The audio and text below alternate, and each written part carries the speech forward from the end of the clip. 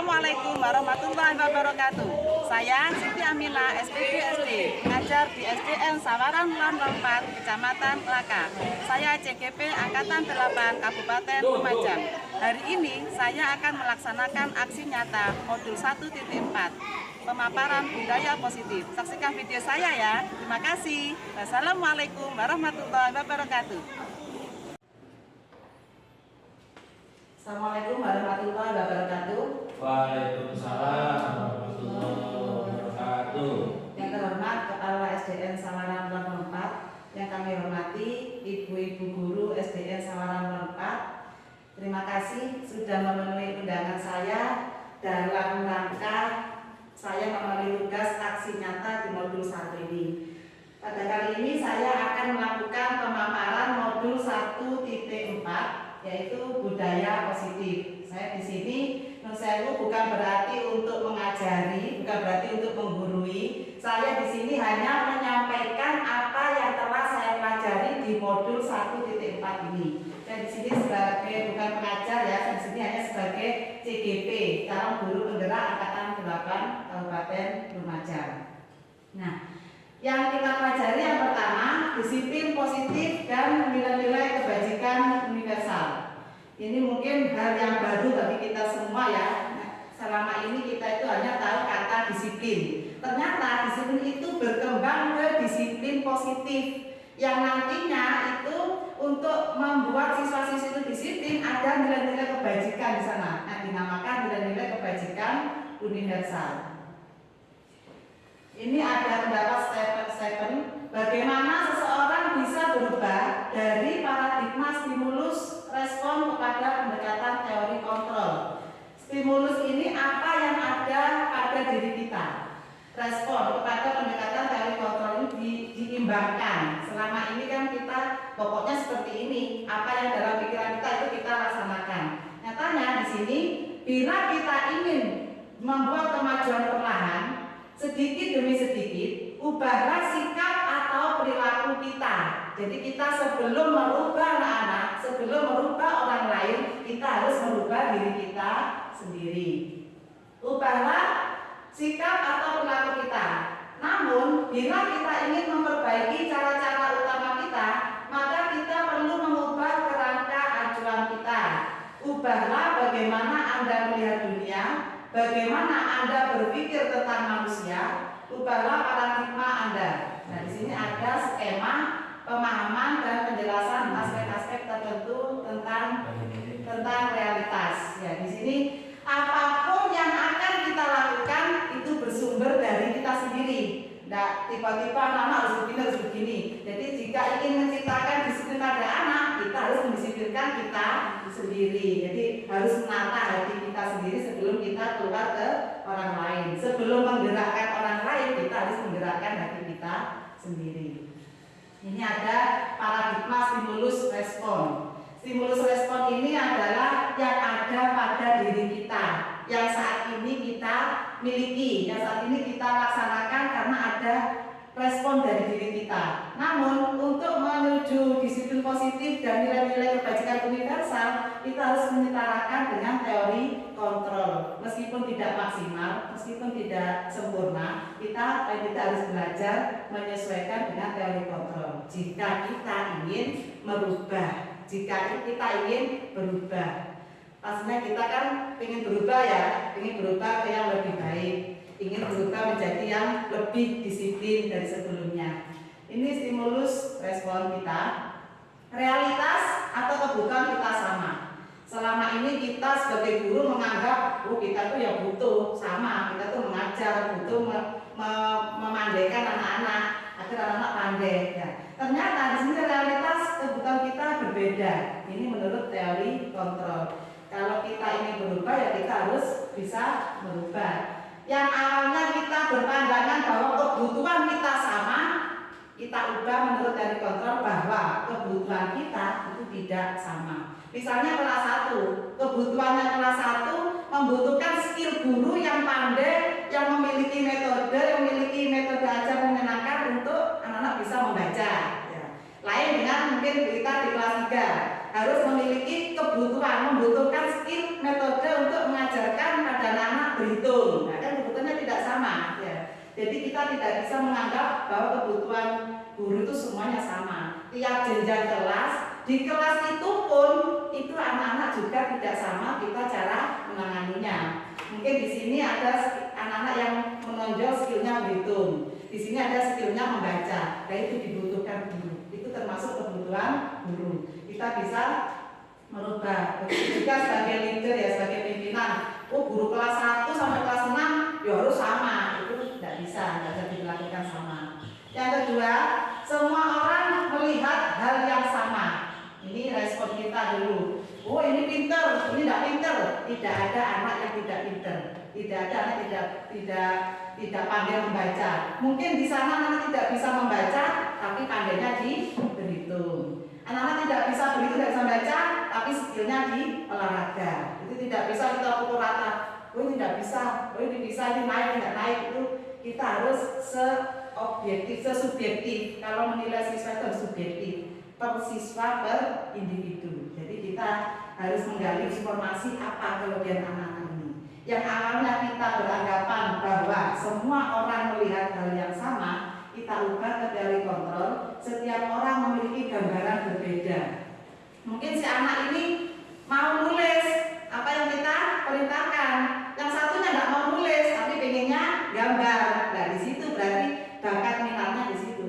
Jadi guru harus mengembangkan anak ini tidak mau nulis, jadi ini anak ini harus kita latih untuk menggambar, melukis. Itu kita tumbuhkan bakat dan minat. Yang ketiga, kita mencoba mengubah orang agar berpandangan sama dengan kita. Kita tidak bisa ya. Menurut saya biasanya bapak kepala sekolah itu semuanya harus menurut saya, karena saya leadernya, saya kan tertinggi. Itu tidak bisa. Kalau zaman dulu, kalau kepala sekolah bilang A ya A semua, kalau bilang B ya B semua. Tapi menurut teori kontrol itu tidak bisa mengubah orang sesuai apa yang kita inginkan. Karena kembali tadi kebutuhan tiap guru itu tidak sama. Ini kita berusaha memahami pandangan orang lain tentang dunia. Misalnya kalau sekolah gini, bulan pertama anak bisa baca semua, tidak bisa. Ya, di kelas itu ada yang menonjol apa, itu gurunya yang harus tahu, yang harus paham kemampuan tiap-tiap individu. Jadi mulai sekarang mari kita ubah sedikit demi sedikit apa yang ada respon kita. Perilaku buruk dilihat sebagai suatu kesalahan. Kalau ada yang terlambat, kamu tuh salah, kamu tuh keliru, kamu terlambat, kamu tidak taat aturan. Kita sudah menjustis banyak-banyak istilah yang membuat anak-anak ini down. Ya, kamu tidak disiplin, ya, seperti itu.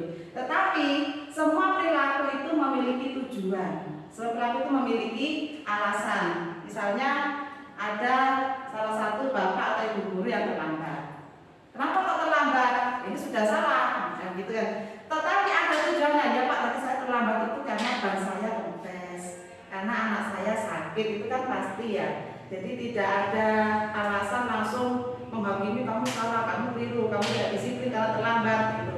Jadi kita mencoba untuk terbuka dan menggali informasi apa dan kenapa orang ini melakukan kesalahan. Orang lain bisa mengontrol saya. Nah, ini beranggapan saya harus berangkat pagi biar saya tidak dimarahi Pak Yaya misalnya. Itu dikontrol, merasa dikontrol. Tetapi jika ingin kita berubah, yang mengontrol itu adalah diri kita sendiri. Saya harus berangkat pagi karena ini saya adalah guru, tanggung jawab, saya sebagai teladan. Atau mungkin saya berangkat pagi biar terlambat absennya, gitu. Jadi yang bisa mengontrol itu diri kita sendiri. Kita berdisiplin itu tidak memandang orang lain, tidak karena dikontrol oleh orang lain. Saya bisa mengontrol orang lain. Ini enak ya, langsung menyuruh ini itu ya. Tetapi menurut teori kontrol, Anda tidak bisa mengontrol orang lain. Karena Bapak Ibu guru ini bukan sekedar robot yang direpot ke sana ke sini. Jadi sebelum meminta, sebelum memberi tugas, kita ya harus kolaborasi. Begitu juga Bapak Ibu guru di kelas mengadakan kolaborasi dan menggali informasi kepada anak-anak sebelum memberikan penugasan. Pemaksaan ada pada saat bujukan gagal. Pada saat siswa di kelas tidak mau nulis, dibujuk, tidak mau, akhirnya dipaksa. Dengan adanya paksaan ini otomatis suara-suara yang keras ini pasti keluar dengan sendirinya. Itu kan dipaksa, dimarahi, bagaimana caranya anak ini mau nulis. Nah, sudah dibujuk tidak bisa, akhirnya dimarahi. Ini menurut stimulus respon kita yang sebelumnya. Namun, menurut teori kontrol, kolaborasi dan konsensus menciptakan pilihan-pilihan baru. Ya, diajak ngomong anaknya, kenapa kamu kok tidak mau nulis? Kamu maunya Bu Guru ngajarnya seperti apa? Nah, itu kolaborasi. Jadi di situ anak-anak tidak merasa disalahkan, tidak merasa anak ini salah seumur hidup. Ya, jadi tidak ada paksaan di situ. Model berpikir menang kalah. Ini saya pun juga hampir tiap hari. Kamu lo pinter, ini lo tidak bisa ya, oh kamu kok kalah di ini. Nah, itu sebetulnya kurang tepat. Ya, ini saya baru tahu sekarang setelah belajar modul 1.4 ini. Menurut teori kontrol, model berpikir menang dan menang. Kalau ada anak-anak yang bisa, kamu nggak bisa, bisa. Ayo pasti kamu bisa. Itu jadi dibesarkan. Motivasi dengan kata-kata menang dan menang, kamu pasti bisa. Jangan kamu tidak bisa, ini lo bisa, kamu tidak bisa, nanti kamu kalah sama ini. Nah itu sudah down, anaknya itu sudah tidak mampu. Saya kalah, sudah merasa kalah kan, untuk bangkit lagi kan sulit ya. Jadi di sini kita tidak ada konsep, tidak ada model berpikir menang kalah. Semua anak-anak adalah pemenangnya. Dalam rangka menciptakan lingkungan positif, salah satu strategi yang perlu kita tinjau kembali adalah penerapan disiplin sekolah kita. Tentunya kita mulai dulu sudah berusaha membuat peraturan yang di dalamnya menuju ke kedisiplinan. Ya. Di sini apakah telah efektif? Apakah masih perlu ditinjau kembali? Bagaimana setelah ada peraturan ini, anak-anak disiplinnya bagaimana? Apa tetap? Apa bertambah banyak yang tidak disiplin? Nah, ini perlu kita tinjau. Kalau ini tidak berhasil, kita duduk bersama lagi, kolaborasi, bagaimana menentukan peraturan yang sekiranya anak itu bisa disiplin. Apa sesungguhnya arti dari disiplin itu? Kalau kita mendengar kata disiplin itu kira-kira apa ya? Disiplin itu patuh, ya patuh, taat pada peraturan. Ya itu sudah kita kenal mulai kita sekolah kecil dulu ya. Harus disiplin, harus patuh, harus taat. Itu sudah kita mengenal sejak kecil. Apa kaitannya dengan nilai-nilai kebajikan? Ini akan kita pelajari setelah ini. Nah, sebelumnya mari kita tanyakan ke diri kita sendiri, bagaimana kita berperilaku, mengapa kita melakukan segala sesuatu, apakah kita melakukan sesuatu karena adanya dorongan dari lingkungan atau ada dorongan yang lain. Terkadang kita melakukan sesuatu karena kita menghindari rasa sakit atau ketidaknyamanan. Rasa sakit ini biasanya kalau kita dimarahi ya, sakit hati, tidak nyaman, dihukum. Nanti kalau kita sebagai guru, saya kalau terlambat nanti dimarahi sama Pak KS, itu kan sudah tidak nyaman. Ini selama ini yang saya lakukan seperti itu, karena kalau terlambat takut kena tegur dari kepala sekolah. Terkadang kita melakukan sesuatu yang tidak nyaman tadi, terkadang kita juga melakukan sesuatu untuk mendapatkan apa yang kita mau. Saya berangkat pagi biar ada pujian dari pimpinan saya, biar saya dipuji, guru paling rajin, misalnya seperti itu. Pernahkah Anda melakukan sesuatu untuk mendapatkan senyuman atau pujian dari orang lain? Saya berangkat pagi biar kepala sekolah senyum terus sama saya, biar nggak marah. Nah itu berarti dorongan itu dari luar, bukan dari hati, bukan respon kita sendiri ya. Ataupun untuk mendapat hadiah. Misalnya pimpinan kita, siapa yang paling rajin dan tidak pernah terlambat, ada hadiah tahunan. Nah, itu berlomba-lomba nanti berangkat pagi semua. Atau untuk mendapatkan uang, ada dapat hadiah sendiri ya. Jadi apalagi mungkin yang kita lakukan. Jadi diusahakan setelah belajar ini tadi, kita melakukan disiplin positif itu tidak berdasarkan orang lain, tapi menurut teori kontrol kita belajar disiplin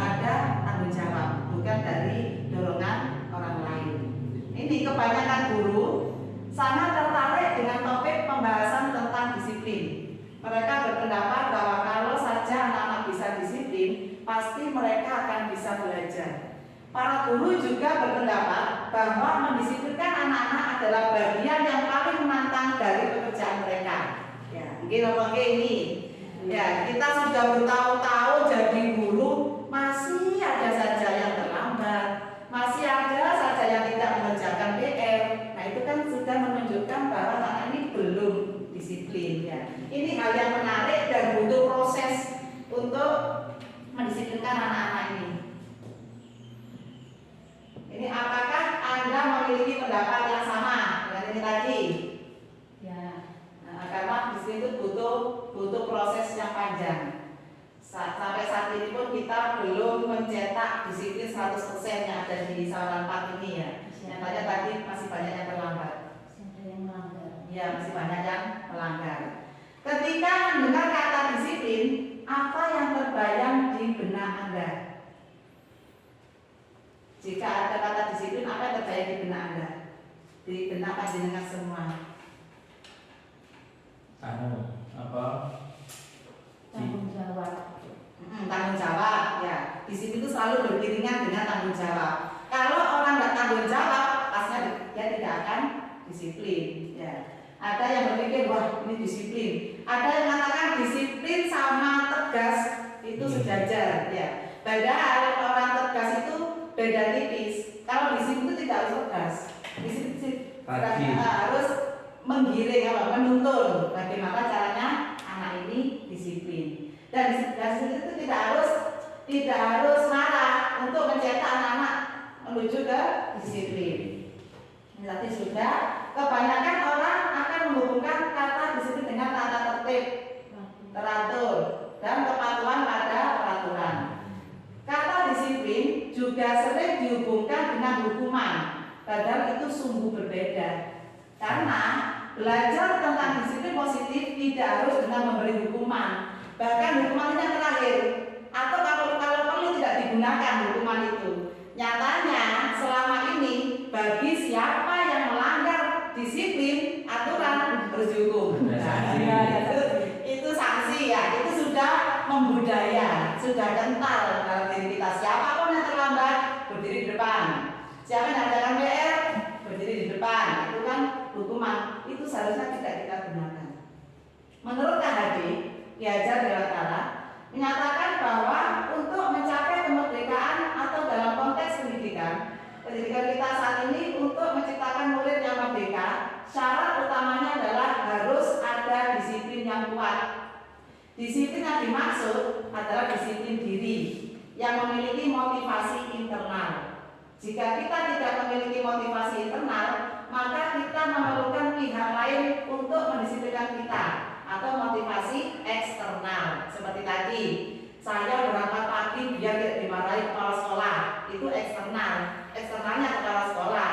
Tapi lama-lama dengan adanya takut pada kepala sekolah, takut dimarahi, takut tidak disenyumi, akhirnya terbiasa tumbuh motivasi disiplin internal. Yang diharapkan ini internal, bukan eksternal.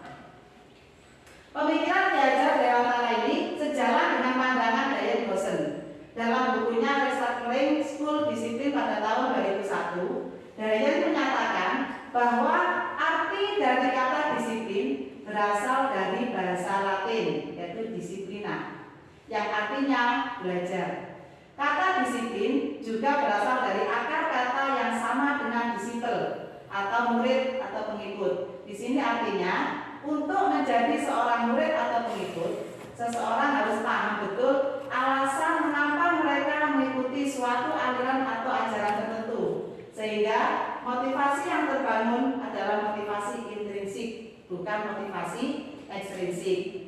Jadi seperti ini maksudnya. Kalau kita mengikuti lembaga itu, mengikuti organisasi tersebut, sebelumnya kita harus paham kenapa kita mengikuti lembaga di sini. Misalnya kita melamar di SDN Sawaran Lor 04 ini, ya kita harus paham apa yang ada di SDN Sawaran Lor 04 ini harus kita ikuti, kita yakini, tidak hanya takut pada peraturan itu ada tulisan misalnya ini. Kalau kita takut pada peraturan, itu akhirnya kita lupa.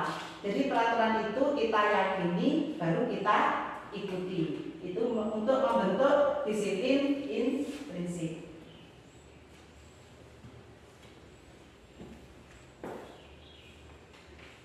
Disiplin diri. Nah, sebelum mendisiplinkan orang lain, sebelum mendisiplinkan anak-anak, kita berusaha mendisiplinkan diri kita sendiri. Disiplin diri artinya mempelajari bagaimana cara kita mengontrol diri dan bagaimana menguasai diri untuk memilih tindakan yang mengacu pada nilai-nilai yang kita hargai. Jadi kita kalau sudah memiliki nilai-nilai yang kita yakini, nilai-nilai yang kita hargai, baru kita dengan sendirinya muncul motivasi disiplin diri, disiplin intrinsik. Oh, saya kalau datangnya terlambat nanti kasihan anak-anak. Itu kan bentuk tanggung jawab. Ya. Kalau saya nanti datang terlambat, dicontoh oleh murid saya. Jadi karena guru itu teladan, dia harus memberikan teladan yang baik. Ya, biar anak-anak mencontoh saya. Itu mengontrol diri. Aku butuh teko isu, saya harus datang pagi. Itu dikontrol dirinya. Dengan kata lain, seseorang memiliki disiplin diri berarti mereka bisa bertanggung jawab. Nah, tadi sudah dikatakan oleh kita bahwa disiplin selalu beriringan dengan tanggung jawab. Tanggung jawab terhadap apa yang dilakukannya karena mereka mendasarkan tindakan mereka pada nilai-nilai kebajikan universal. Nah, ini sudah kita mencapai ke kebajikan universal. Kalau kita sudah meyakini nilainya, insya Allah kita sudah memunculkan motivasi intrinsik pada diri kita sendiri. Sebagai pendidik, tujuan kita adalah menciptakan anak-anak yang memiliki disiplin diri, sehingga mereka bisa berlaku dengan mengacu pada nilai-nilai kebajikan universal dan memiliki motivasi intrinsik, bukan motivasi ekstrinsik. Memang ini butuh proses yang panjang, butuh proses yang lama, dan membutuhkan langkah-langkah yang titis, yang langsung mengena anak-anak tanpa adanya paksaan dan hukuman. Disiplin positif. Disiplin positif merupakan suatu cara penerapan disiplin tanpa kekerasan dan ancaman yang dalam praktiknya melibatkan komunikasi tentang perilaku yang efektif antara guru dan murid. Sudah saya sampaikan tadi ya, bahwa untuk menciptakan disiplin ini, disiplin positif tentunya tidak ada ancaman. Jadi jika ada anak yang tidak mengerjakan tugas, kita tanya, kita ajak kolaborasi dan diskusi. Anak ini maunya Bu Guru seperti apa, biar kamu mengerjakan tugas dari Bu Guru. Terus tanya alasan kenapa kamu tidak mau menulis. Karena anak melakukan perilaku pasti ada tujuannya. Saya nggak senang Bu Guru, saya capek Bu Guru. Maksudnya ada tujuan di situ. Terus kenapa kamu pada capek, pada nulis? Saya capek. Biar nggak capek, kamu nulis yang bagaimana? Jadi tiap anak di kelas itu porsinya tidak sama. Ya. Ada yang nulisnya selembar itu kuat, ada yang setengah lembar pun itu capek. Nah itu kan pasti kita hadapi ya. Di sana kita ajak bicara, kita ajak kolaborasi dan diskusi. Dalam penerapan disiplin positif, murid diajarkan untuk memahami konsekuensi dari perilaku mereka. Selain itu, disiplin positif juga mengajarkan murid tanggung jawab serta rasa hormat dalam berinteraksi dengan lingkungannya. Nah, di sini sudah ada kata konsekuensi. Konsekuensi dan hukuman itu jelas tidak sama. Kalau hukuman itu disampaikan pada saat anak itu melanggar. Kamu kok terlambat? Keliling lapangan 5 kali. Nah, itu kan langsung keluar. Tapi kalau konsekuensi itu ditata di awal. Seperti ini ya, ajaran baru. Anak-anak kita sudah dikasihkan, jangan selamat datang dikasihkan bersama Bu Ita. Ayo kita bentuk peraturan yang ada konsekuensinya. Jika ada yang tidak mengerjakan PR, nanti harus bagaimana? Nah itu perjanjian di anak-anak. Pada suatu hari, jika ada anak yang tidak mengerjakan PR, sudah tahu konsekuensinya. Ya pintar. Jadi konsekuensinya apa? Oh ya Bu, saya tidak mengerjakan PR, harus menulis lebih dari itu. Misalnya tidak boleh silahkan, itu konsekuensi. Jadi ditata di awal sesuai kesepakatan dengan anak-anak. Kalau anak-anak dan guru sudah sepakat, kan disaksikan oleh semua kelas. Nah itu tidak ada yang merasa sakit hati. Misalnya murid kesayangannya Bu Ita Dani ini tidak mau nulis, ayo konsekuensinya apa? Oh iya ya Bu Guru, saya sudah tahu karena sudah perjanjian di awal. Kalau hukuman, lu tidak kerjakan, ayo berdiri. Nah itu pada saat itu juga keluar. Ini harus kita hindari. Tidak ada kata hukuman dan kegiatan hukuman lagi.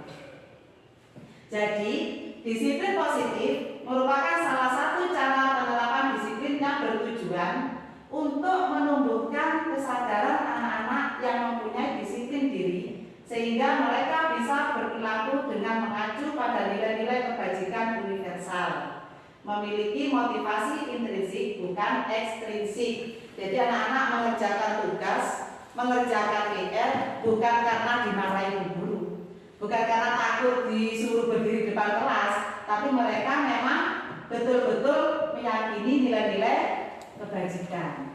Nah, ini saya kalau tidak kerjakan PR ada konsekuensinya. Nah, itu di situ sudah tertera, makanya tumbuh tanggung jawab pada diri anak. Nilai-nilai kebajikan universal ini harus kita yakini. Nilai-nilai kebajikan adalah sifat positif manusia yang merupakan tujuan mulia yang ingin dicapai setiap individu. Nilai-nilai tersebut bersifat universal dan lintas bahasa, suku, bangsa, agama maupun latar belakang. Maksudnya lintas bahasa ini nilai tersebut bersifat umum, ya di luar bahasa, suku, bangsa ini tidak, memang setiap peraturan tidak boleh menyinggung syarat, ya tidak boleh menyinggung suku, agama, ras itu tidak boleh. Jadi kita harus universal. Setiap perilaku atau perbuatan memiliki suatu tujuan. Ini disampaikan oleh Dr. William Glasser pada teori kontrol tahun 1984. Dengan mengaitkan nilai-nilai kebajikan yang diyakini seseorang, maka motivasi intrinsiknya akan terbangun, sehingga menggerakkan motivasi dari dalam untuk dapat mencapai tujuan mulia yang diinginkan. Ini disampaikan oleh Brian Wilson pada tahun 1998. Mulai tadi kita bicara nilai-nilai kebajikan universal. Kebajikan itu yang bagaimana? Ya, ini nilai-nilai kebajikan. Yang pertama, beriman, bertakwa kepada Tuhan Yang Maha Esa, berakhlak mulia, mandiri, bernalar kritis, berkebinekaan global, bergotong royong dan kreatif. Nah, nilai-nilai kebajikan universal ini yang kita kenal dengan profil pelajar Pancasila yang sekarang digaung-gaungkan di mana-mana, membentuk siswa yang memiliki profil pelajar Pancasila yang bagaimana? Yang beriman tentunya. Ya, kita harus yang menanamkan keimanan pada anak itu harus sebelum muridnya diajari keimanan, pastinya gurunya harus beriman terlebih dahulu. Mandiri, ini sudah kita mengajarkan. Apalagi kelas 1, kalau ada ibunya masuk di kelas, kita meminta orang tuanya keluar biar anak-anak belajar mandiri. Apapun hasilnya dan bagaimanapun hasilnya, yaitu hasilnya anak-anak. Yang penting anak kerjakan sendiri. Bernalar kritis, ini anak-anak berpikir yang kritis. Ini di kelas tinggi sudah mulai bernalar ya, nalar kritis. Berkebinekaan global, ini saling menghargai. Kalau di sini insya Allah tidak ada yang beragama lain. Jadi toleransi itu kan masuk ke kebinekaan global di sini.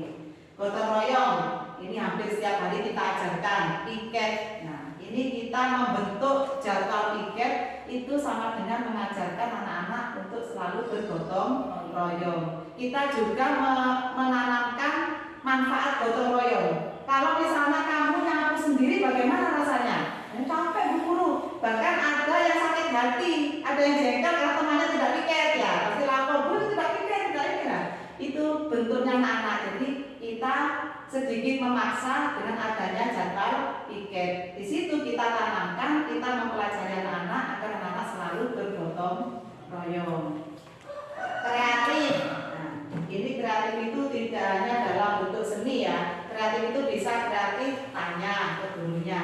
Ada murid yang tidak bisa diem aja, ditanya diem aja, itu anak itu masih butuh bimbingan untuk menumbuhkan jiwa kreatifnya. Ada yang diminta hanya gambar ayam. Saya kalau hari Sabtu dengan ada tema gambar ini gambar binatang yang berkaki dua. Nah, misalnya ada yang gambar ayam saja, satu lembar isinya ayam satu, til ayam. Tapi ada yang ayam sama kandangnya, sama orangnya kasih makan ayam. Nah itu tingkat kreatifnya berarti sudah tinggi anak itu.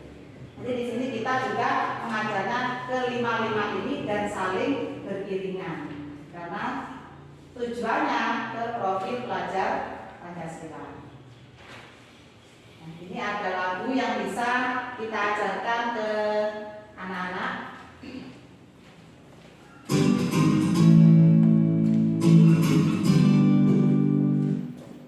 Kita nyanyi bareng dulu ya.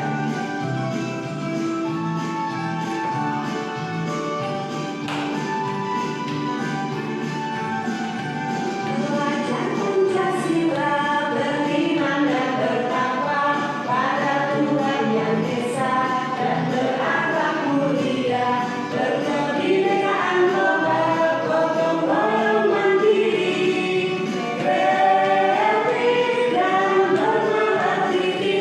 Pelajar Pancasila beriman dan bertakwa pada Tuhan Yang Esa dan berakhlak mulia, berkebinekaan global, gotong royong mandiri, kreatif dan bernalar tinggi.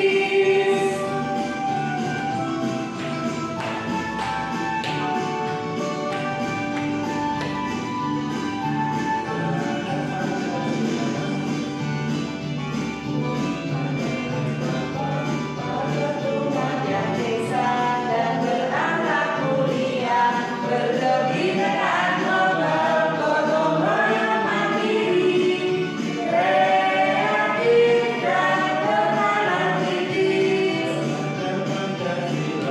Beriman dan bertakwa pada Tuhan Yang Esa dan berakhlak mulia, Berkebinekaan global, gotong royong mandiri, kreatif dan bernalar tinggi.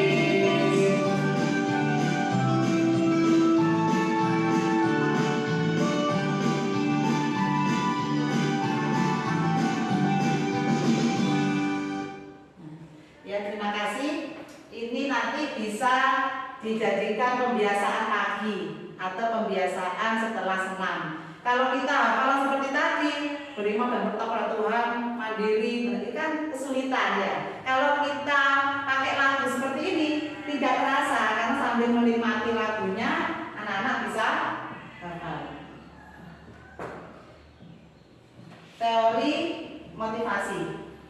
Sebelum ke teori motivasi, biar nggak ngantuk, kita breaking dulu, ya, biar nggak jenuh. Ngantuk, saya tahu kalau Pak KS-nya ngantuk. Jadi kalau saya bilang panjang, segini, ya. Pendek lawannya. Panjang, oke. Kalau bilang pendek, segini, ya. Coba tangannya panjang, pendek, pendek, panjang, ya. Panjang, panjang, pendek. Oh, nyanyi. Panjang, panjang, pendek, pendek, pendek, panjang, panjang. Belum konsen. Ini belum kembali berarti ya. Kita harus hadir seutuhnya. Hadir seutuhnya Pak. Pikiran, hati, sama fisiknya harus hadir di sini. Ayo Pak, konsen Pak. Panjang, pendek, pendek, panjang, panjang, pendek, pendek, panjang. Nah, sip. Sudah konsen, saya lanjutkan. Saya tahu ada yang konsen tadi. Nah, ini kita ke motivasi ya, teori motivasi. Diane Rosen dalam bukunya Restructuring School Discipline menyatakan ada 3 motivasi perilaku manusia. Ini perilaku manusia itu ada 3 elemen untuk mewujudkan disiplin. Yang pertama, untuk menghindari ketidaknyamanan atau hukuman. Ini termasuk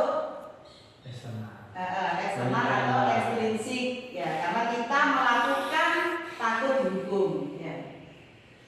Untuk mendapatkan imbalan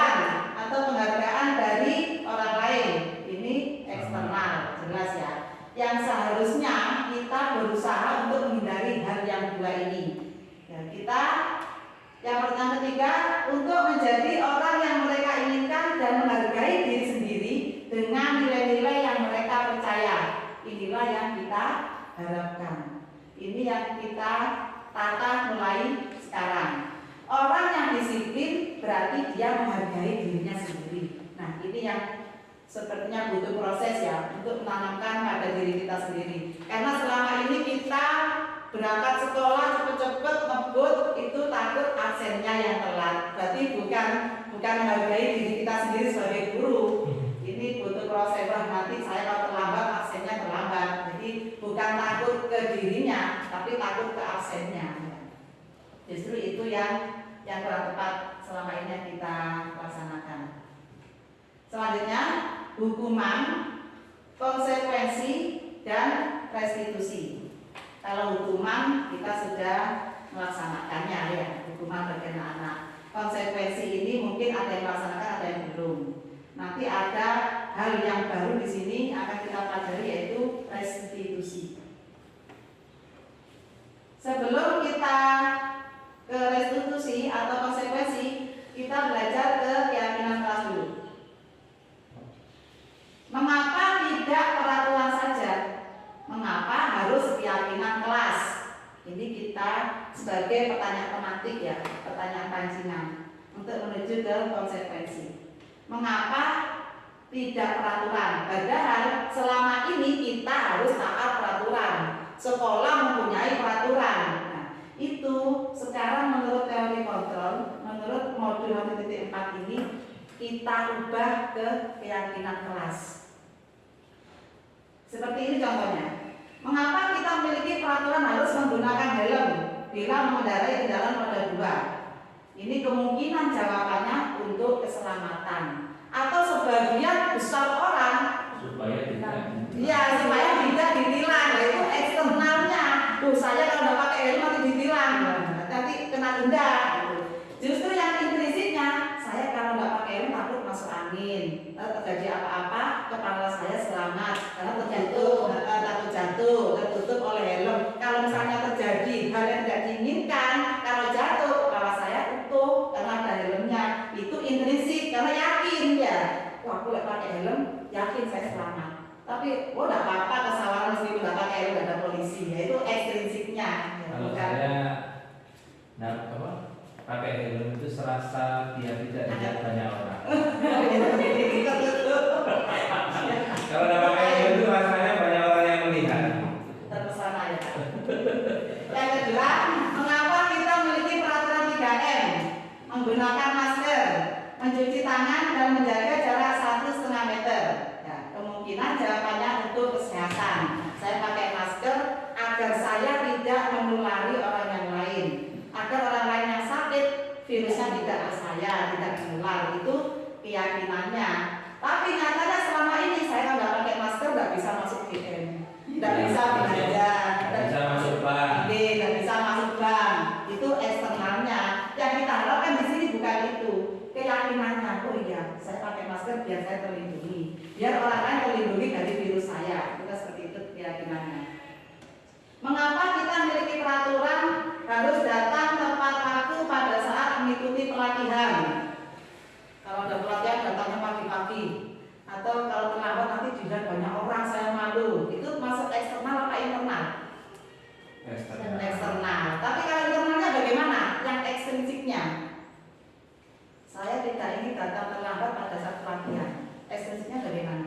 Supaya tidak ketinggalan. Ya, supaya tidak tertinggal materinya, tidak ketinggalan. Nah, nilai kesehatan dan keselamatan inilah yang disebut sebagai keyakinan. Ini kita nanti kita coba bersama ya, meskipun saya ini belum melaksanakan, kita coba bersama untuk membuat keyakinan kelas. Yang dulunya peraturan itu sentral di kantor, disusun oleh kepala sekolah, sekarang keyakinan kelas. Jadi diubah dari peraturan ke keyakinan. Nyatanya nanti setiap kelas pasti berbeda karena kebutuhannya tidak sama.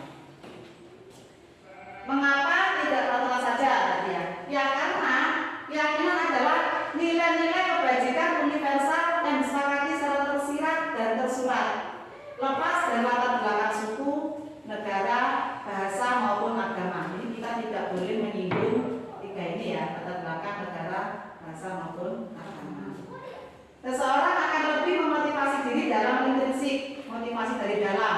dinamakan motivasi intrinsik. Intrinsik.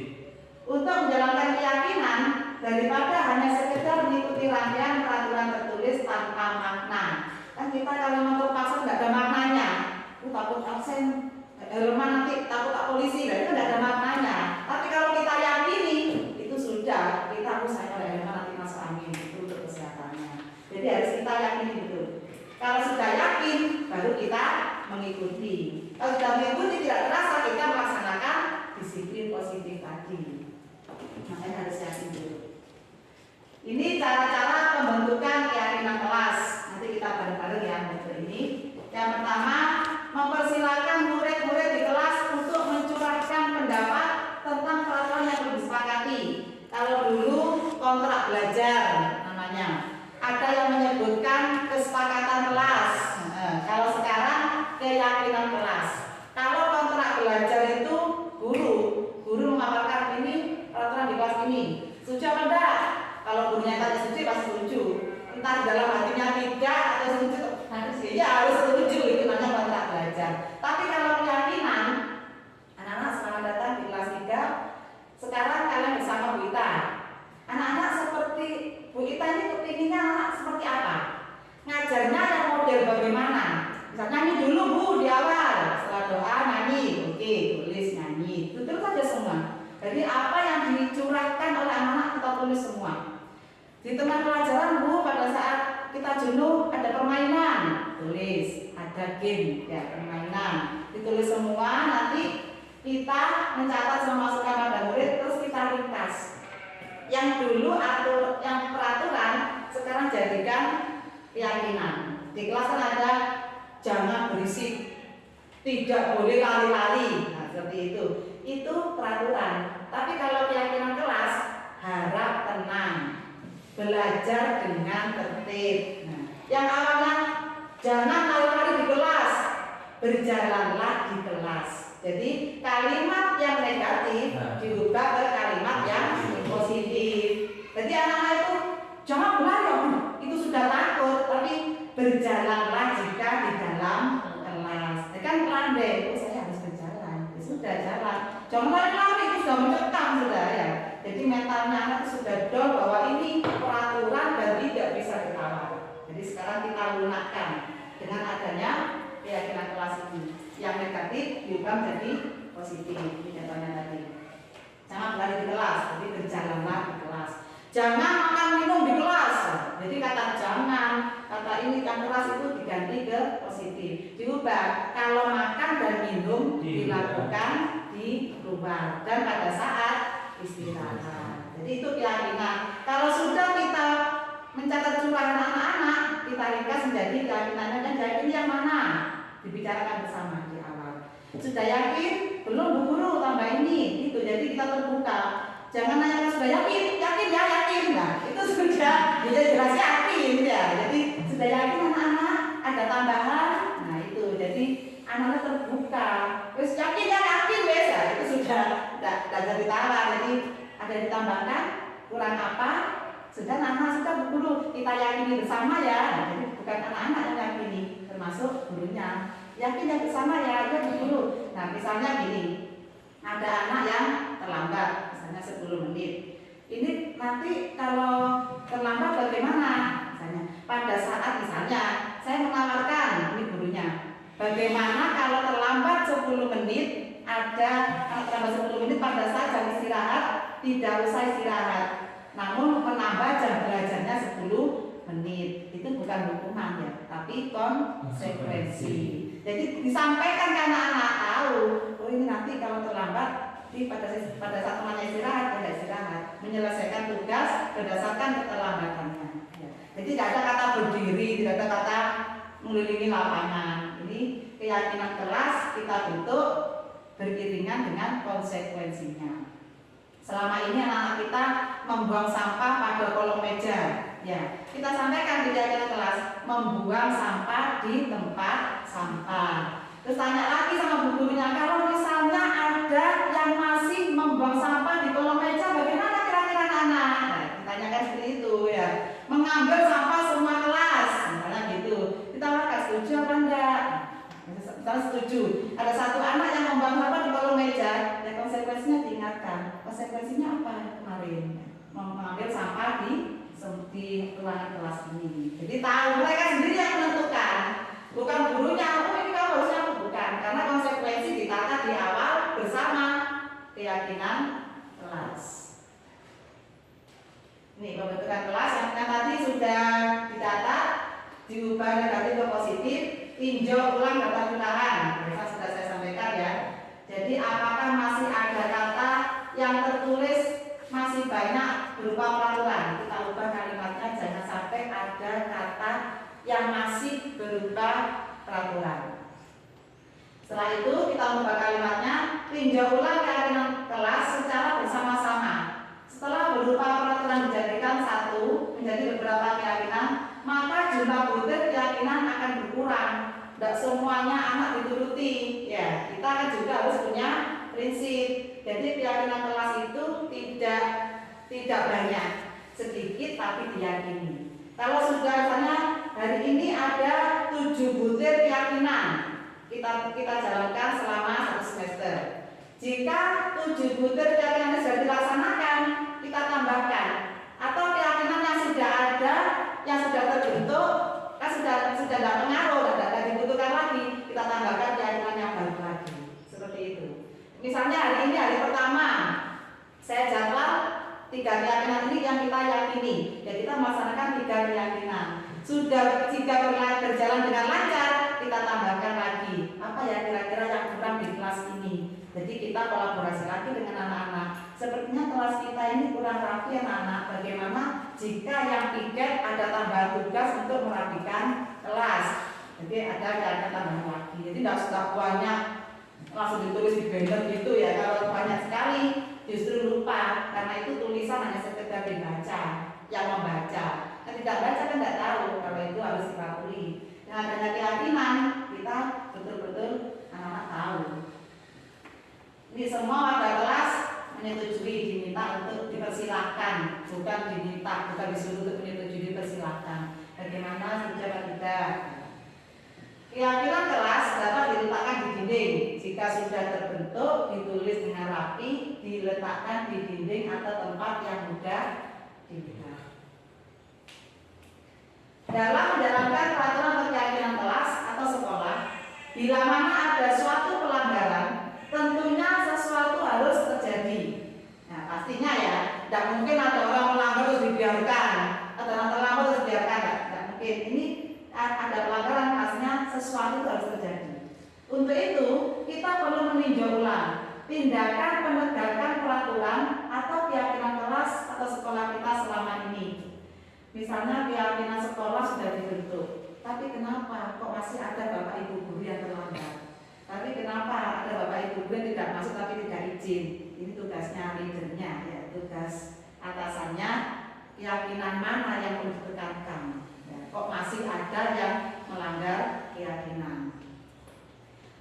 Tindakan terhadap suatu pelanggaran padanya berbentuk hukuman atau konsekuensi. Ini kalau hukuman kita hindari ya.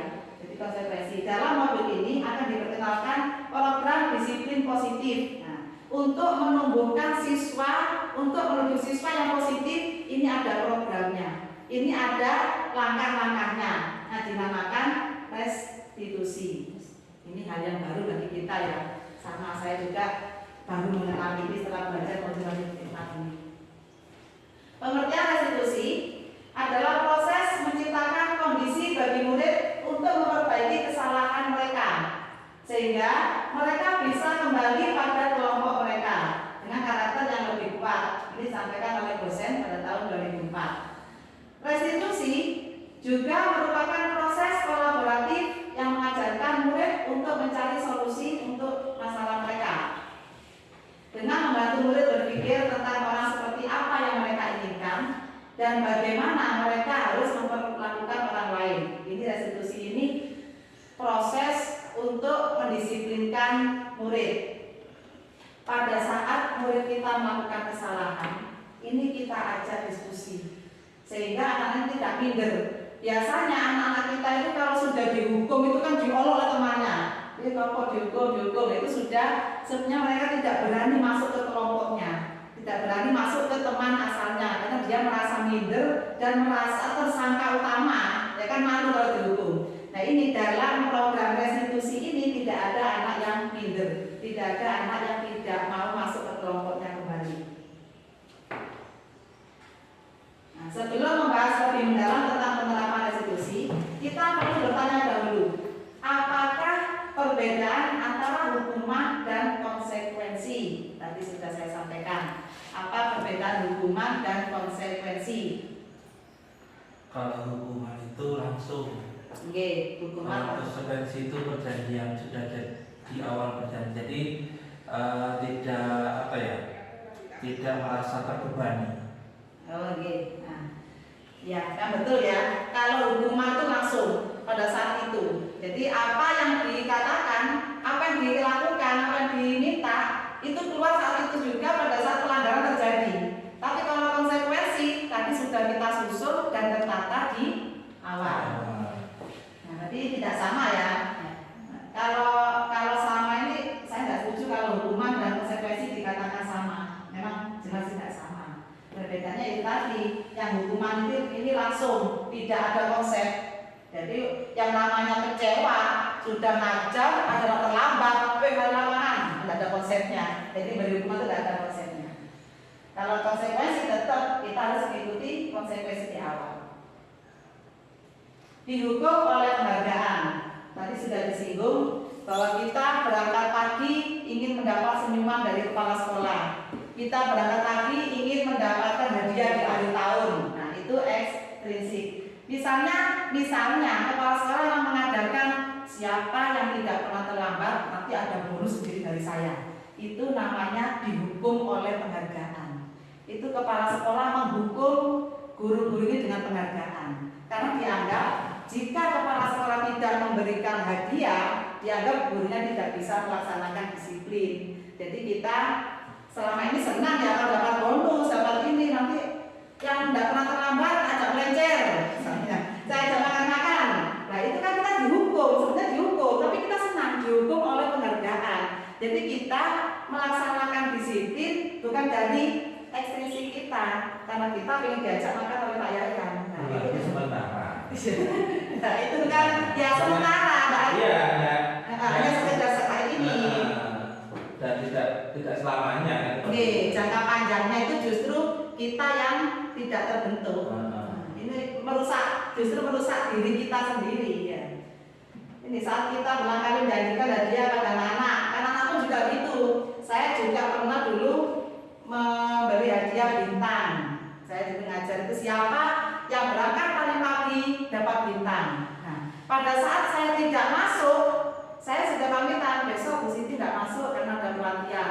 Ternyata anak di saya itu semua datangnya terlambat. Nah itu kan berarti anak-anak datang pagi karena ingin mendapatkan bintang. Itu sudah menunjukkan bahwa kita memberi hukuman pada anak-anak, bukan memberi penghargaan sebetulnya. Kita merasa bangga, oh anakku loh yang juara 1 tak kasih hadiah.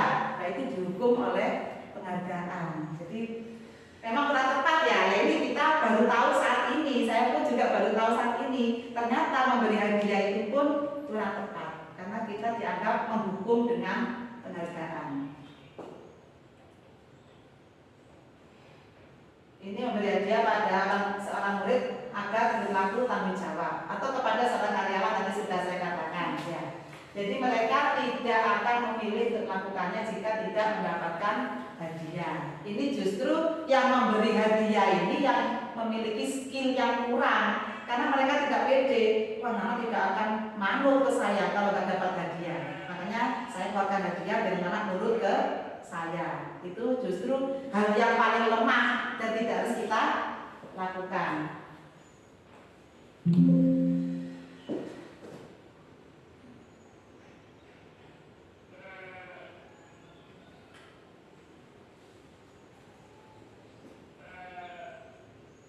Nah ini kita tadi sudah menyinggung ke restitusi. Kita sudah sampai ke menghukum dengan penghargaan.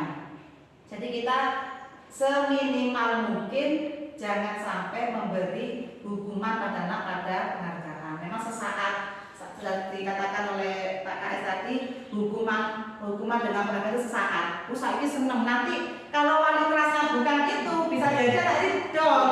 Oh nanti saya dapat hadiah. Nah itu sudah menghukum mental anak-anak.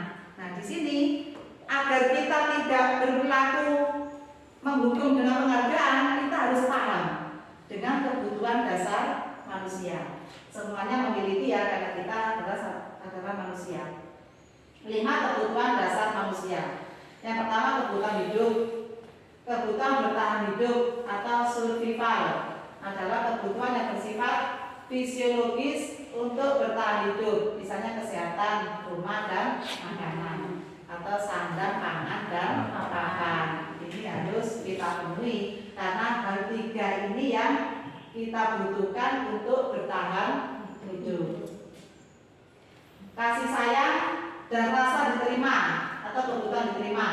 Kebutuhan ini dan 3 kebutuhan berikutnya adalah kebutuhan psikologis. Ini kebutuhan pengen disayang. Saya berangkat pagi biar disayang sama guru. Saya berangkat pagi biar saya dapat ujian. Saya berangkat pagi biar saya kepala sekolah. Ini kebutuhan rasa kasih sayang. Penguasaan. Yang ketiga penguasaan atau kebutuhan pengakuan atas kemampuannya. Misalnya ada anak yang pandai di kelas, yang dapat 100. Nah, si anak yang dapat 0 atau yang dapat nilai di bawah target itu diejek-ejek olok-olok, itu penguasaan. Saya lo pinter, saya lo dapat 100, kamu lo jelek. Itu kan mereka merasa dirinya berkuasa. Nah ini termasuk kebutuhan manusia juga. Saya lo gurumu, tapi harus ikut ke saya. Itu kan kekuasaan namanya ya. Jadi kebutuhan ini berhubungan dengan kekuatan untuk mencapai sesuatu, menjadi kompeten, menjadi terampil, diakui atas prestasi dan keterampilan kita, didengarkan dan memiliki rasa harga diri. Tentunya ya kita harus memiliki rasa harga diri, bukannya banting harga ya. Ini memang kebutuhan kita, penguasaan. Yang namanya saya guru, saya juga manajer di kelas, saya harus dituruti. Tapi untuk agar anak ini menuruti kita, patuh, ada langkah-langkahnya tadi itu. Jadi tidak sampai gurunya nurut ke murid, saking landainya, katanya tidak boleh menghukum, katanya tidak boleh menghardik, tidak boleh ngomong keras, tapi gurunya ikut ke murid. Bukan seperti itu. Kita tetap harus memiliki kekuasaan. Begitu juga dengan leader ya, KS-nya. Tidak menuruti semua anak buahnya, tapi harus punya prinsip. Saya harus seperti ini. Tapi bagaimana caranya Bapak Ibu guru itu menuju ke sini? Nah itu prosesnya ini yang tidak sama. Prosesnya yang butuh waktu. Kebebasan atau kebutuhan akan pilihan. Kebutuhan untuk bebas adalah kebutuhan akan kemandirian, otonomi, memiliki pilihan dan mampu mengendalikan arah hidup seseorang. Ini kebebasan ini sering kita jumpai untuk anak-anak di kelas. Misalnya suruh nulis tidak mau, mereka gambar. Ini bebas ya. Saya nggak mau ini ada yang lari-lari. Ini kebutuhan kebebasan. Memang kebutuhan siswa. Kesenangan, kebutuhan untuk merasa senang.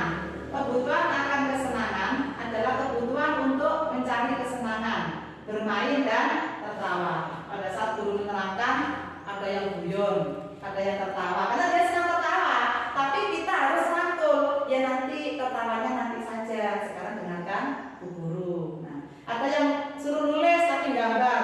Males Bu nulis Bu, gambar aja Bu. Ya nanti ada jadwalnya sendiri gambar. Atau pada saat istirahat kamu menggambar. Ini kesenangannya. Dia tidak senang menulis, tapi senang menggambar. Meskipun ada orang ngajar, gurunya ngajar, dia tetap gambar. Itu diarahkan. Itu langkahnya itu yang kita harus cari langkahnya situ. 5. Posisi kontrol. Nah ini kita sebagai guru adalah pilihan ya. Kita sebagai guru itu adalah pelayan pendidikan. Jadi kita hindari untuk menghukum, untuk menghardik, untuk menjadikan siswa adalah tersangka utama. Kita ada materi 5 posisi kontrol. Yang pertama, guru sebagai penghukum. Ini yang selama ini ya tidak kita pungkiri ya. Memang selama ini kita sebagai penghukum. Siapapun yang melanggar kita hukum. Itu sebagai penghukum. Pembuat merasa bersalah sebagai teman, pemantau, manajer. Ini 4 ini yang belum saya laksanakan. Saya baru dapat materi hari ini. Jadi kita saat ini monggo belajar bareng-bareng yang nantinya kita praktekkan. Paling tidak kita meskipun tidak ke manajer, kita ke pembuat merasa bersalah. Ini ada video yang perlu kita simak untuk memantapkan guna diterapkan ke anak-anak.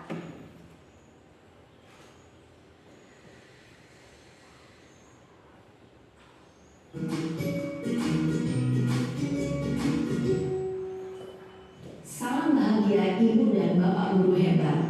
Dalam penerapan disiplin positif restitusi, salah satu program yang dikembangkan adalah 5 posisi kontrol. 5 posisi kontrol dalam restitusi adalah proses perjalanan seorang pendidik agar dapat mengenali dirinya. Pada video kali ini, kita akan membahas tentang 5 posisi kontrol yang dikembangkan oleh Diane Dawson dan contoh penerapannya.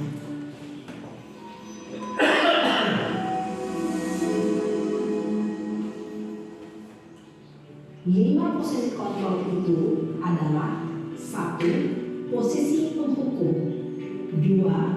Posisi pembuat merasa bersalah, 3. Posisi teman, 4. Posisi pemantau atau monitor, dan 5. Posisi manajer.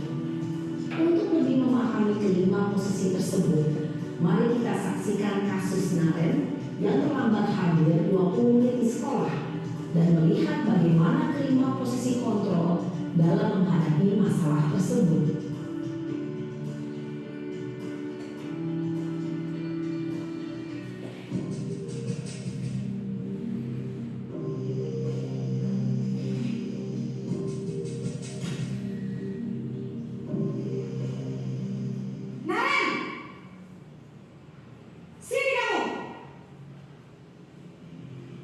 Selamat pagi, Bu.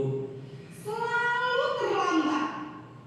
Kamu deh, pasti terlambat. Maaf, Bu. Jadi kita seperti ini ya. Saya- Apa? Apa coba?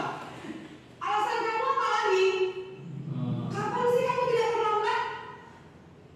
Malas sekali ya kamu jadi anak. saya Dasar pemalas. Gak kapok-kapok sih kamu. Sudah berapa kali terlambat? Sana, kamu keliling lapangan basket 2 kali. kenapa saya harus keliling lapangan basket, Bu? Kenapa? Kamu melawan ibu. Berani-beraninya jawab. Sudah terlambat, masih berani jawab pula. Sekarang, keliling lapangan basket 5 kali sekalian. Biar kapok. Cepat. Pergi sana ke lapangan basket. Posisi penghukum biasanya berbicara dengan nada tinggi, menghardik, menunjuk-nunjuk, menyakiti, dan menyindir. Hukuman bisa berupa fisik maupun psikis. Ibu dan Bapak Guru hebat, dampak yang terjadi pada murid ketika guru berada pada posisi penghukum adalah murid cenderung akan memberontak, bahkan menyimpan dendam.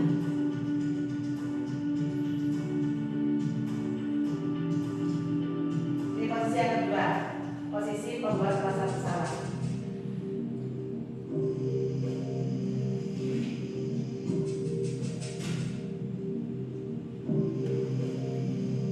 Naren,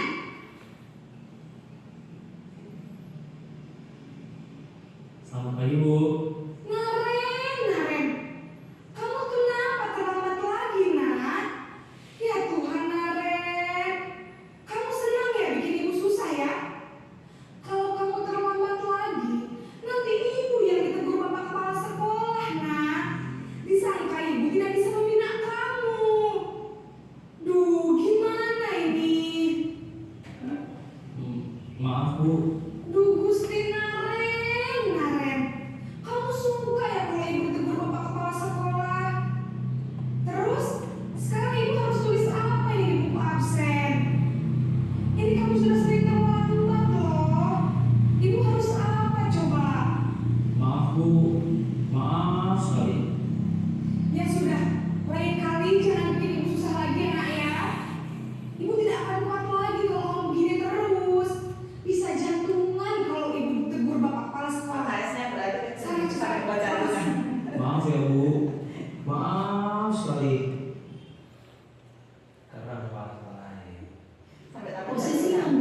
merasa bersalah berbicara dengan nada tenang, cenderung lembut.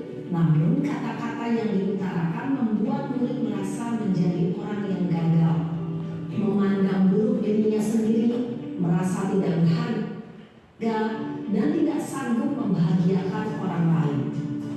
Ketika guru mengambil posisi pembuat rasa bersalah, murid akan menganggap dirinya yang bersalah dan ia akan menyimpan emosi negatif tersebut di dalam dirinya. Posisi ketiga, ini lebih santai. Guru sebagai teman.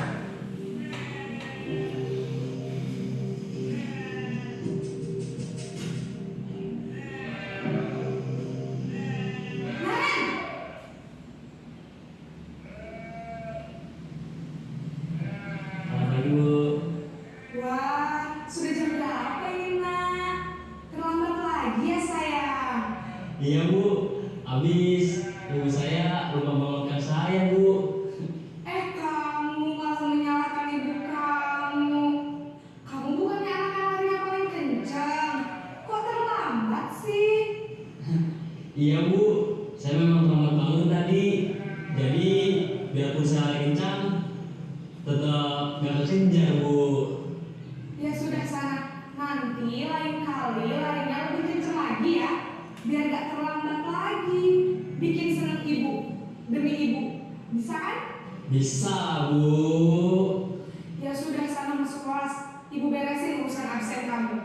Kamu ini ada-ada saja.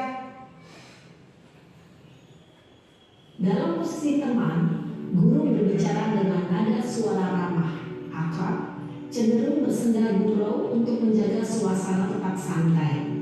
Murid akan merasa senang, aman, dan akrab dengan guru. Identitas yang tercipta adalah identitas sukses atau berhasil. Namun, perlu diingat, karena ini masih dorongan eksternal, maka ada faktor ketergantungan dari murid kepada orang tertentu. Di sini guru absennya, sehingga di lain waktu murid bisa berperilaku baik, namun hanya kepada orang-orang tertentu saja. Posisi keempat. Memantau.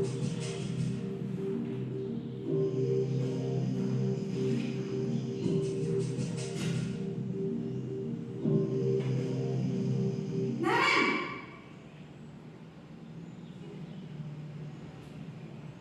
Selamat pagi Bu. Naren, apa peraturan sekolah kita tentang jam berapa kita harus masuk sekolah, nak? Ini mengulas peraturan ya. Harus di sekolah jam 7 Bu. Mengingatkan. Iya betul, sekarang sudah jam 7.20. Naren sudah tahu konsekuensinya jika terlambat hadir. Paham Bu. Saya harus tinggal kelas pas jam istirahat selama 20 menit. Iya benar, konsekuensinya demikian.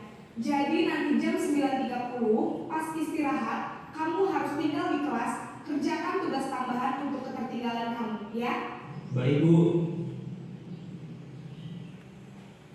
Posisi pemantau mengandalkan penghitungan atau data untuk mengontrol murid. Guru mengarahkan murid berdasarkan peraturan dan konsekuensi. Seorang pemantau menunjukkan bahasa tubuh dan ekspresi wajah yang datar dan cenderung formal. Terakhir, posisi manajer.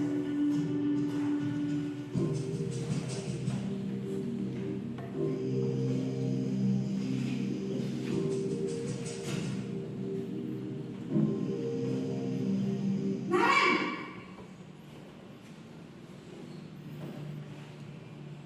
Selamat pagi Bu. Selamat pagi Naren. Maaf Bu, saya terlambat. Iya, sekolah masuknya jam 7, sekarang sudah jam 7.20. Jadi sekarang bagaimana ini Naren? Maaf Bu, saya lupa setel alarm saya semalam. Baiklah, menurut kamu, keyakinan sekolah yang mana yang perlu kamu tingkatkan? Menghargai diri sendiri dan orang lain mungkin ya Bu. Setuju. Jadi, apakah Naren meyakini prinsip saling menghormati tersebut? Iya Bu, saya meyakininya. Apakah Naren bersedia memperbaiki masalah keterlambatan ini? Bersedia Bu. Bagaimana kamu akan perbaiki masalah keterlambatan ini? usahakan coba untuk tidak lupa menyetel alarm saya, Bu. Baik, kalau Naren lupa menyetel alarm di rumah, ada orang yang kira-kira bisa bantu mengingatkan tidak? Ada, Bu. Kakak saya, Kak Emma. Ada lagi selain Kak Emma? Selain Kak Emma, ada ibu saya. Baik, jadi yang mengingatkan Naren adalah Kak Emma dan ibu kamu ya? Kira-kira akan mulai setel alarm kapan nih Naren? Setelah pulang sekolah, akan segera saya lakukan. Baik, jadi Naren akan setel alarm untuk bangun besok pagi dan akan diingat.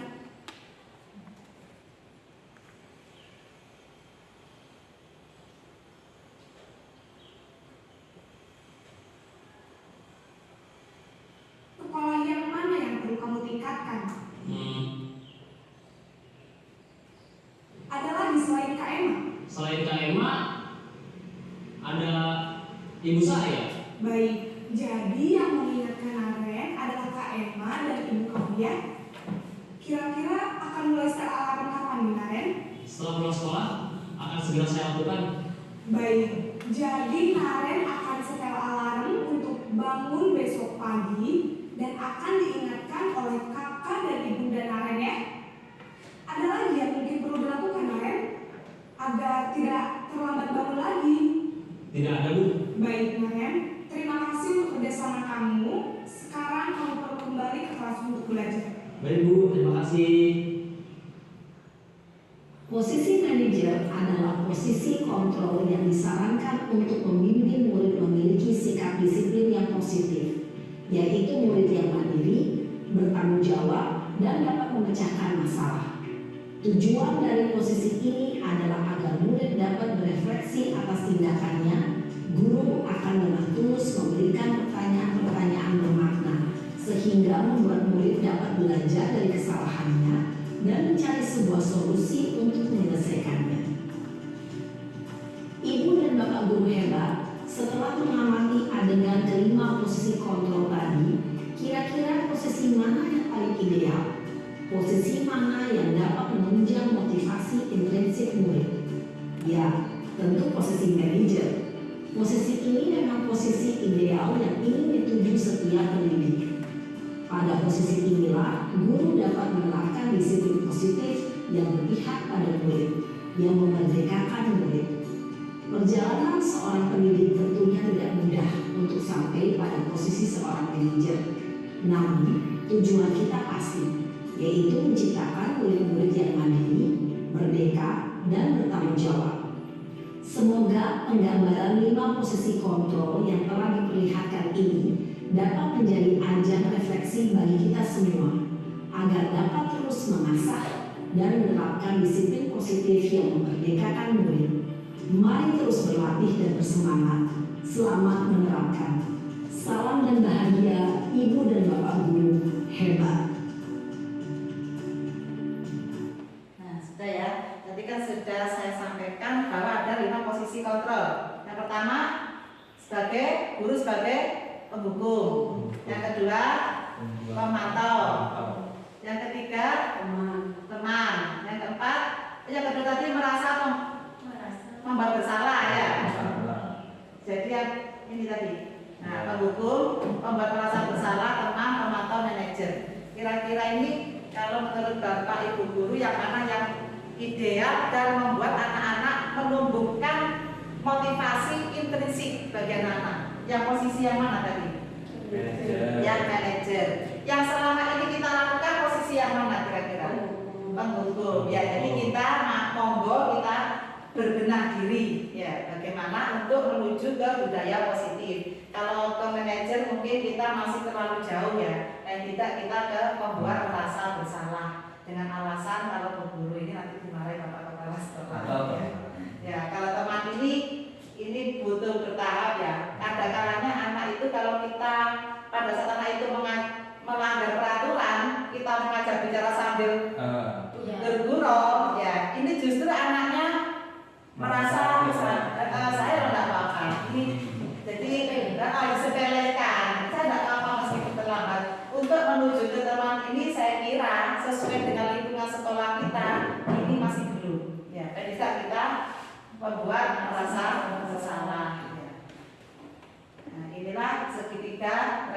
institusi. Yang pertama ini menstabilkan identitas. Jadi jika ada anak yang melanggar keyakinan kelas, sudah melanggar. Jika ada anak yang tidak melangkahi, ada keyakinan kelas yang tidak dilaksanakan pada saat itu, ini distabilkan.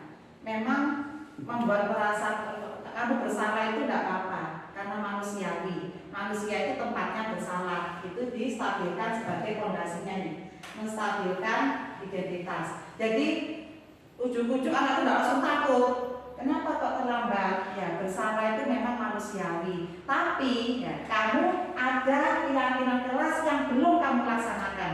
Ini validasi tindakan.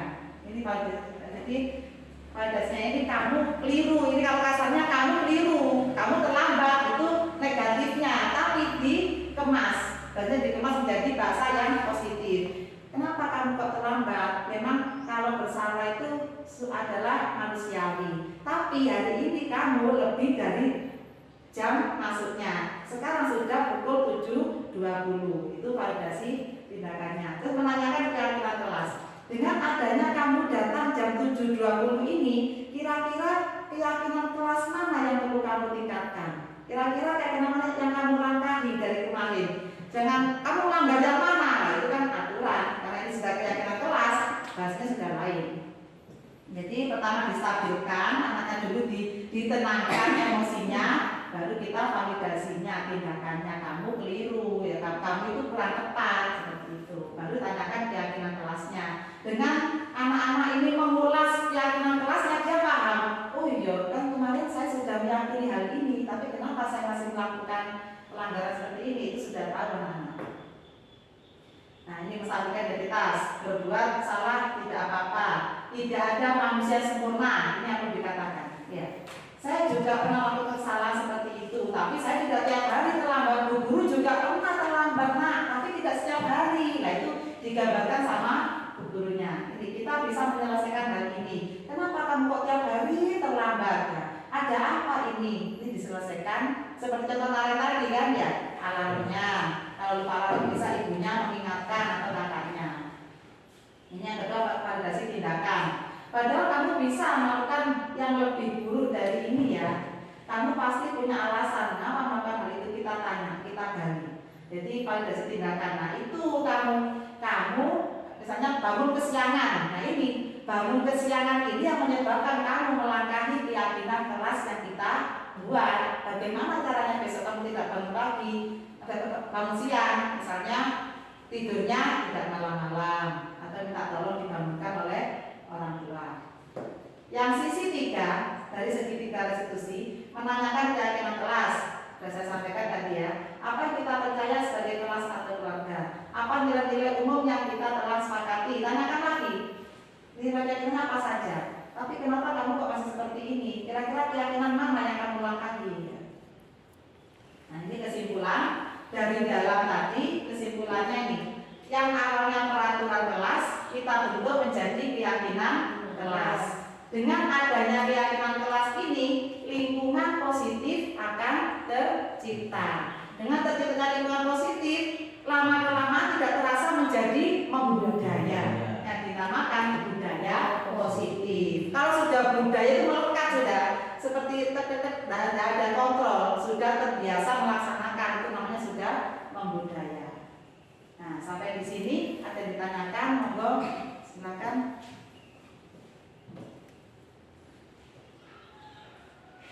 Monggo ada yang ditanyakan, kalau belum jelas. Saya dulu. Oke, monggo Pak. Ini nanti berkaitan dengan disiplin positif. Oke. Ya. Bagaimana nantinya Bu Siti ya menularkan atau menggerakkan seluruh warga sekolah, baik dari rekan kerja, dari anak-anak ya, dan juga dari orang tua siswa. Ini kata nuwun sampun. Sudah. Ini untuk rekan kerja dulu ya. Kalau saya sebagai guru dan sudah mendapat materi lebih dulu ini ya disiplin positif, saya mengajukan ke jenengan, ke kepala sekolah bahwa saya ini seperti ini.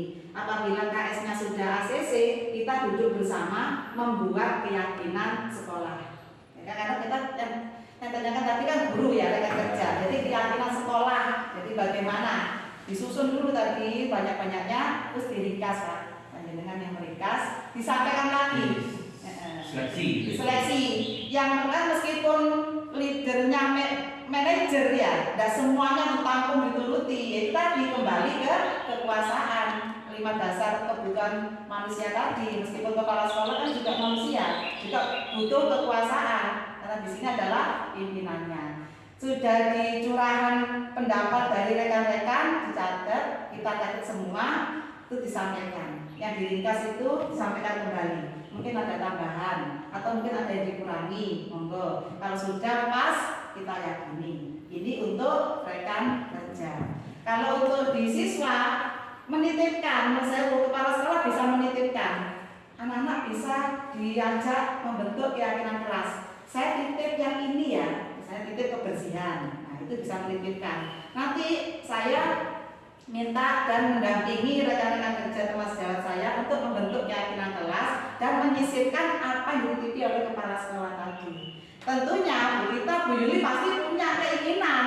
Saya ingin kelas saya ini, seperti ini. Tapi harus leadernya tadi disisipkan. Pak Yayan menginginkan kelasnya rapi, kelasnya bersih, harus dimasukkan di keyakinan kelas masing-masing. Ngoten Pak? Ya. Ada lagi? Saya tentang kolaborasi belajar di kelas itu ya. Umpamanya kayak tadi kayak gini itu ya. Cara belajarnya kan nulisnya itu lama. Katanya tadi bisa diganti, bisa ditanyakan kamu itu nanti belajarnya dengan apa yang enak lah. Itu umpamanya dengan cara menggambar. Nah, apakah itu setiap hari harus menggambar? Nah, untuk umpamanya anak itu juga tidak suka menulis lama, sukanya itu apa? Tanya jawab, apa setiap hari itu tanya jawab apa gimana? Nah itu yang saya tanyakan. Oke, makasih pertanyaannya bagus dan menantang ini ya. Dan saya pun ini juga pernah melaksanakan hal itu, tapi saya sendiri merasa belum berhasil juga ya. Tidak selalu si Dani ini misalnya pengen gambar, dikasih gambar terus, boten Bu ya. Misalnya Bu Rita hari ini mengajarkan temanya itu binatang, ya enggak apa-apa. Dari suruh gambar binatang dulu, kemudian di bawahnya ditulisi. Dan ini binatang apa, coba apa namanya? Suruh tulis di bawahnya. Maksudnya di iya, jadi kan sudah enggak langsung dia enggak sadar belajar menulis. Saya gambar aja Bu, ya gambarin dulu. Digambar enggak apa-apa, oke digambar. Yang lain menulis ya, yang tadi gambar dulu. Nah setelah menggambar, dan coba ceritakan gambar ini gambar apa Li? Ini namanya apa? Tinggalnya di mana? Atau deskripsikan hewan ini bagaimana? Misalnya si Dani ini gambar gajah, badannya besar, kakinya 4. Itu kan sudah menulis.